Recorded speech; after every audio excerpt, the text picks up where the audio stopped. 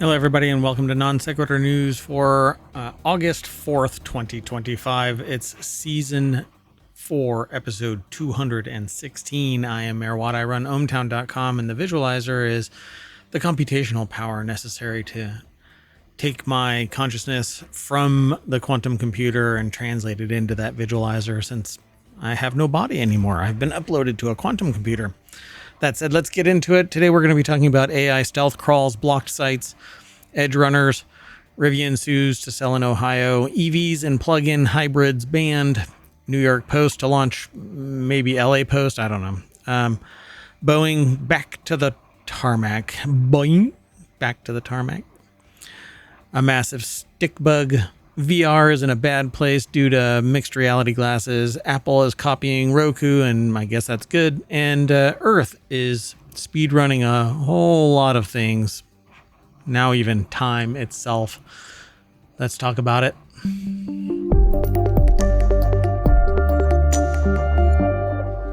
Hello, everybody. Okay, let's get into this. This is kind of interesting because ohmTown suffers from this. Bots that are crawling over the site, essentially causing a denial of service attack, a distributed denial of service attack. And so I've had to take special efforts to stop that. So I thought it was really interesting that this got submitted.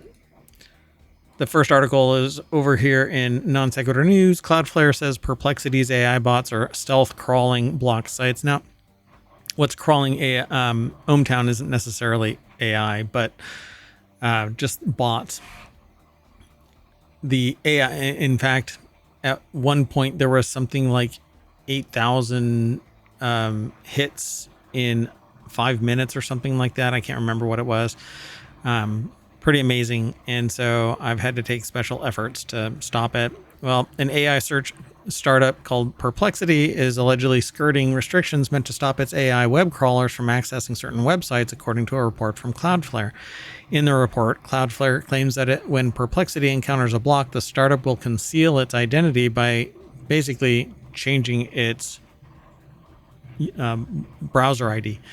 The report only adds to concerns about Perplexity vacuuming up content without permission, as the company got caught barging past paywalls and ignoring sites' robots.txt files last year. At the time, Perplexity CEO Aravind Srinivasan, I guess, blamed the activity on third-party crawlers used by the site, but it doesn't matter.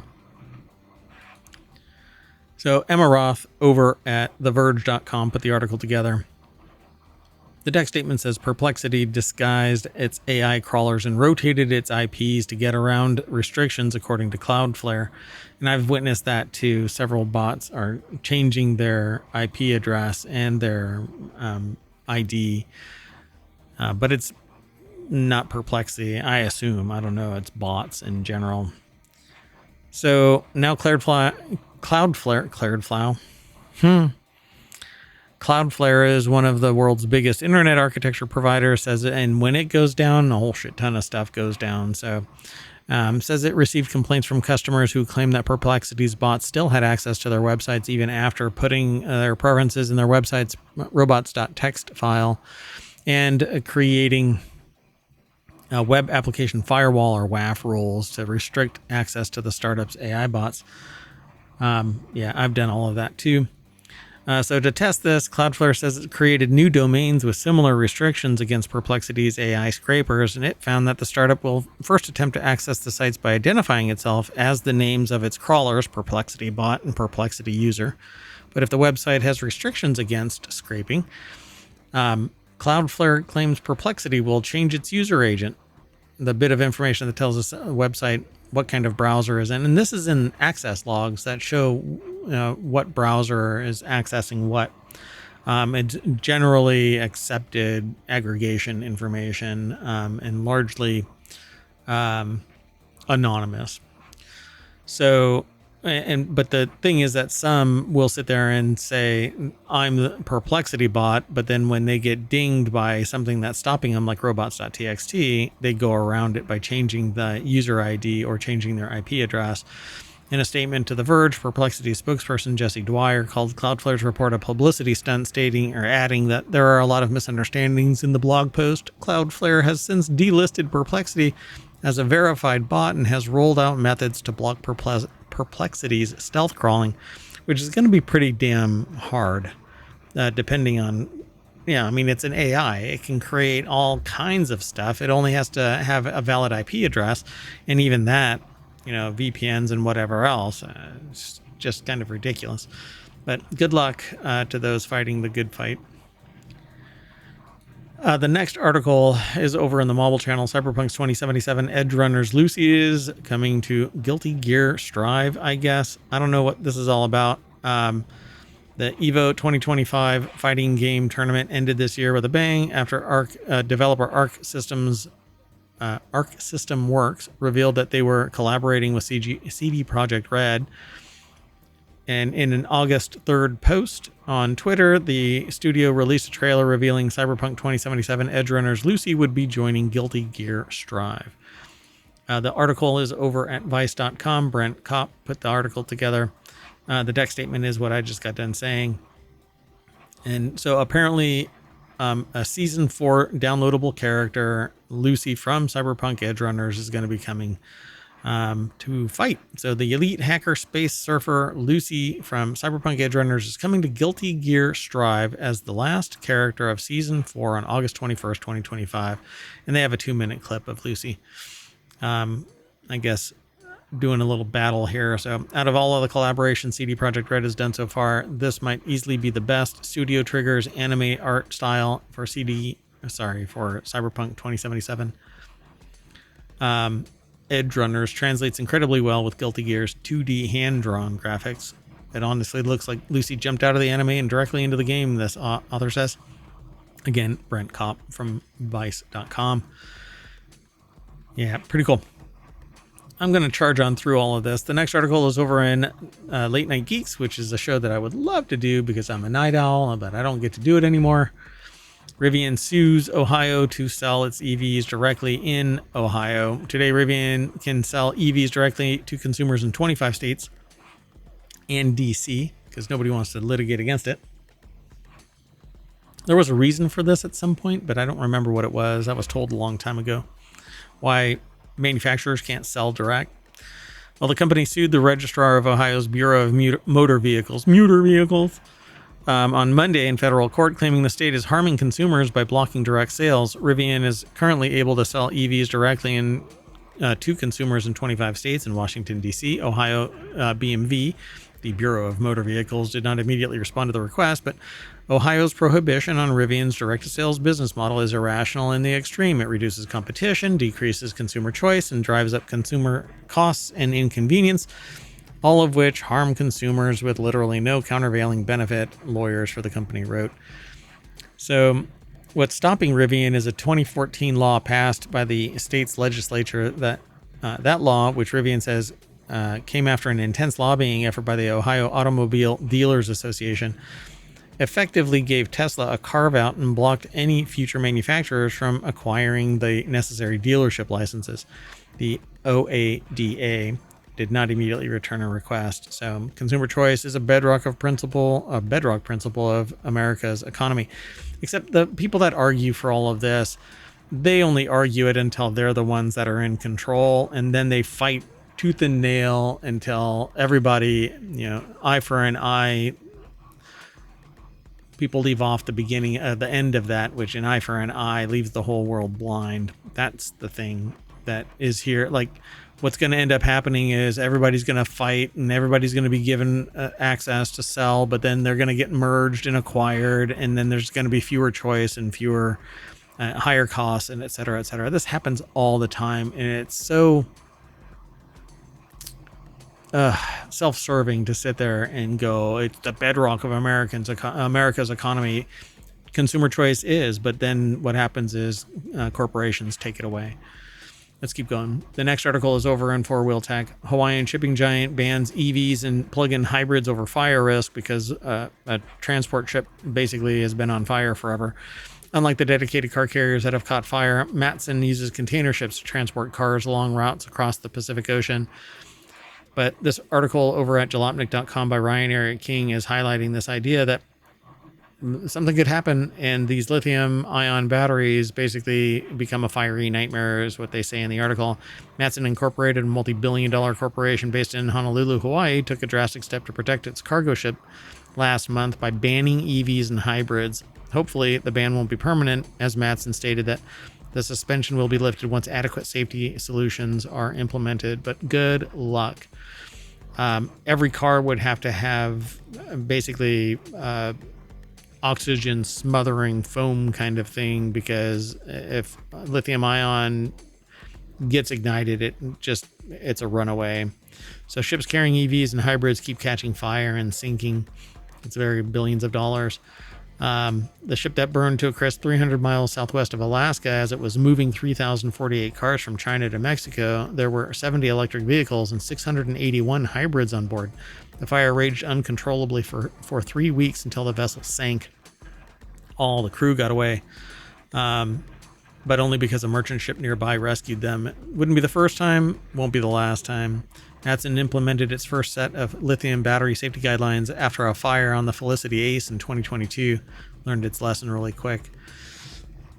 The next article is over in the Continuity Report about the New York Post is going to launch, I guess, the Los Angeles Post? I don't know. Los Angeles daily newspaper, the California Post. Yeah. That's funny, though, because New York is a city and a state, but California is only a city. Anyway, New York Post, meet the West Coast. The media group behind the New York Post, Page 6, and Decider is launching a new daily newspaper headquartered in Los Angeles titled the California Post. The publication will hit newsstands in 2026 and promises to offer readers fearless, common-sense journalism, celebrity and entertainment news, world-class sports, etc., but it's probably all... Well, we'll have to wait and see. That said... Ethan Schanfeld over at Variety.com put the article together. The publication will be dropped in 2026 sometime. Reporting and legendary covers people expect from the New York Post, but from a distinctly Californian perspective. News Corps veteran Nick Papps, who was previously based in LA as the West Coast correspondent for News Corp Australia, will serve as editor-in-chief. The next article is over in Non Sequitur News. United Boeing 787 boinged itself back to the tarmac after an engine failure, forcing it to dump fuel and make an emergency landing after 30 minutes. The Dreamliner basically just said, yeah, I'm out and I'm back. So the United Airlines plane heading to Germany had to return to Washington, D.C. shortly after takeoff. An air traffic control recording shows the pilots declaring an emergency as an engine failed. 787 landed safely just 30 minutes in the air, having dumped fuel near the airport. So somebody got a shower. The article is by Pete Sim over at BusinessInsider.com. There's always more information at the source. I just kind of summarize and react to this. In separate statements, United and Metropolitan Washington Airport Authority said that this was due to a mechanical failure. Air traffic control audio published by liveatc.net and later uploaded to YouTube provides more insight into the incident. It shows that the pilots declared an emergency, having only ascended to about 5,000 feet. Engine failure, left engine. A pilot can be heard saying, "Mayday, mayday, mayday." The wide-body plane was carrying 230 people and enough fuel to reach Munich, a 7-hour flight over 4,000 miles away, and dumped it all before turning around and landing. Attention, all aircraft, fuel dumping in progress 10 miles west of Dulles. The tower can be heard saying, announcing. So yeah, they just kind of turned around and came back. The next article is over in the Mobile Channel. This massive stick insect might be the heaviest bug in Australia. Researchers say the newly identified species, Acrophila alta, measures nearly 16 inches and is bulkier than most stick insects by a wide margin. There are longer stick insects out there, but this one is a beefy. So, yeah, wow, it's chonky. Yikes. So, Ashley Fike over at Vice.com put the article together. You'll have to come and look at the picture. The researchers say the newly identified species is 16 inches and bulkier than most. It's thick, girthy. So why is this one so heavy? According to Emmett, its size might be an adaptation to the environment. It's a cool, wet environment where they live. Their body mass likely helps them survive the colder conditions. And that's why they developed into this large insect over millions of years. The X2 helped confirm that Acrophila alta was something new. Stick insects species often can be identified by their eggs alone, since no two kinds lay the same ones. They all got different surfaces and different textures and pitting. Even the caps on them are very unique. 2 of these oversized sticks are now sitting in the Queensland Museum waiting to help scientists piece together what else we've missed by never looking up, it says. So, cool. The next article is over on the Wanted channel. VR is in a really bad place right now, and smart glasses are to blame. The article is over at Gizmodo.com. James Perrow put it together. Quest who? Never heard of her. It's not just a feeling. The numbers bear that trend out, that XR and AR are basically taking a bite out of the apple VR has been chewing on. Year over year, Meta said last week that Meta Reality Lab sales were down from 440 million to 412 million in Q1 of 2025. That drop, by Meta's own admission, is in large part due to tanking Quest sales. Sales of its increasingly popular Ray-Ban smart glasses seem to be through the roof, though. According to Meta CFO Susan Lee, Reality Labs' revenue loss was due to lower Meta Quest sales, which are partially offset by increased sales of Ray-Ban Meta AI glasses. So they say, don't get me wrong, the author says, I actually like XR VR headsets. They say, I think the Quest 3S is the perfect headset for the moment because it's light, affordable, and still offers a full-featured XR experience that will satisfy established XR VR fans and impress beginners. Yeah, Ray-Bans are really the go-to right now, although I had X-Real Ultras for a little bit, but man, they were just so heavy and so clunky and not usable for my particular workflow, so I returned them.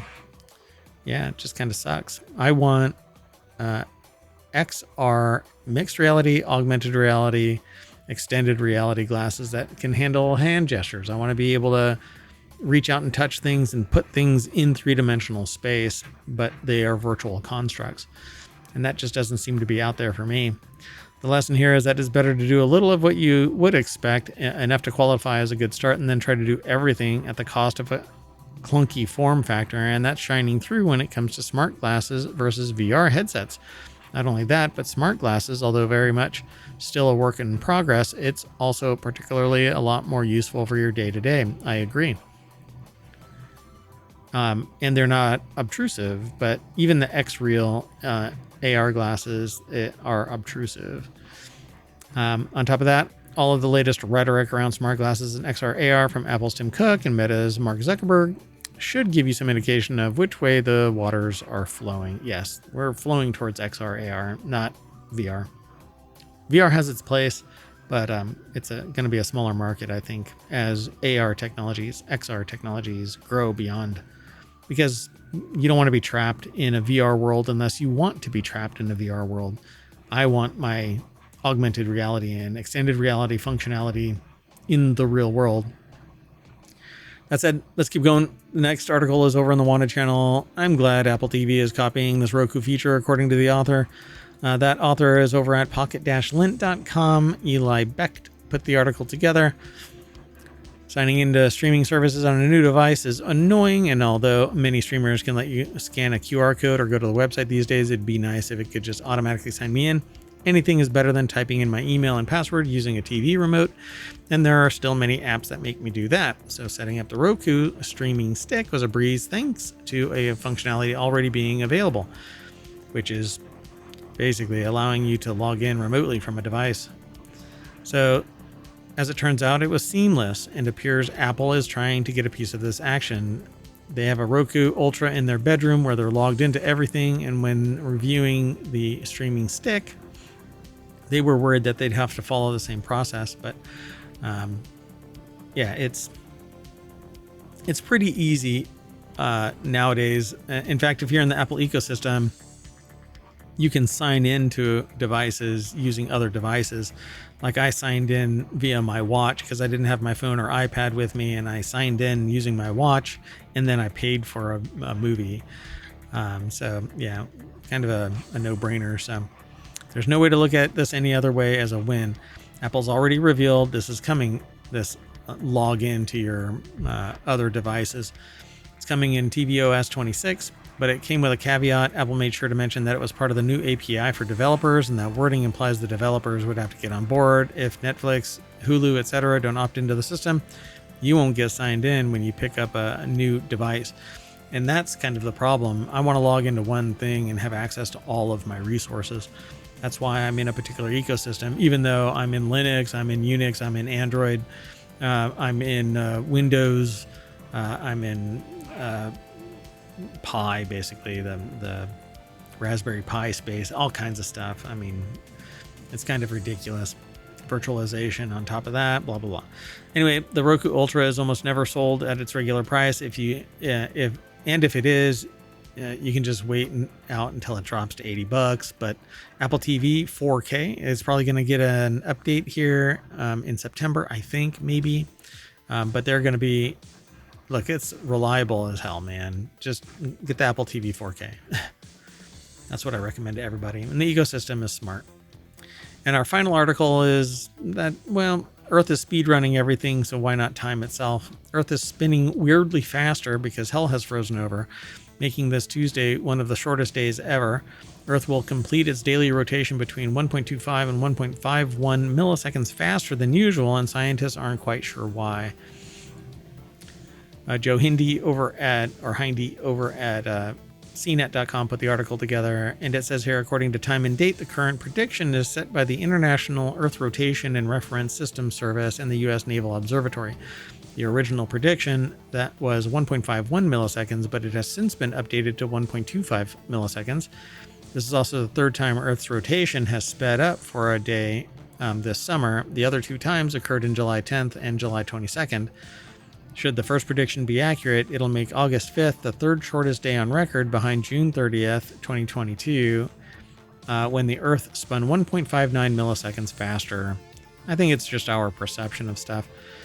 For reference, the Earth generally takes around 86,400 seconds to make one full rotation.